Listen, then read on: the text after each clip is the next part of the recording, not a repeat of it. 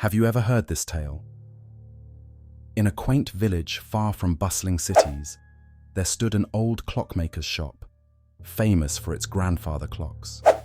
But one strikingly eerie artifact sat in the shop's corner, an ancient clock that no one dared approach. Legend had it that this clock had chimed alone since it first arrived, but here's the catch. It had no mechanisms for sound, no bell, no chime, nothing.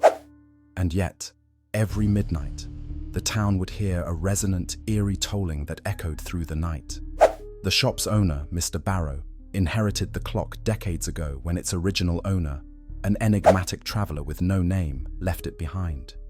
The traveler's cryptic words as he handed it over were burned into Mr. Barrow's memory. It carries echoes of those who can't move forward. That's all he ever said before disappearing, never to be seen again. Over time, rumors spread in the village. Supposedly, the souls of the lost and restless would be drawn to the toll of the strange clock like moths to a flame. Years passed, and Mr. Barrow kept the clock, though he swore never to tamper with it. The midnight chimes grew louder every night, until the villagers pleaded with him to rid himself of the wretched artifact. But when an antique specialist offered to examine it, something strange unfolded. The studio lights flickered, and the specialist froze mid-sentence, staring at the clock face with wide, terrified eyes. Slowly, he whispered, "I see them, shadows in the glass."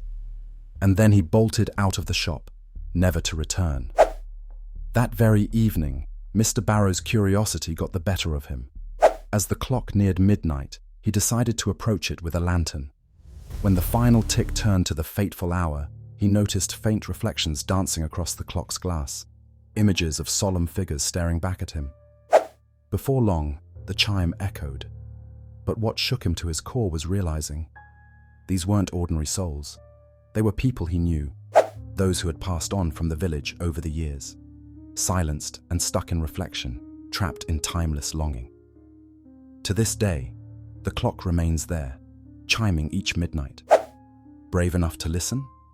Or might you catch a glimpse of someone you knew staring back? What would you do if you heard your name whispered in that final, haunting chime? Think twice before wandering past that quaint shop. Maybe it's just coincidence, or maybe the clock's still keeping score.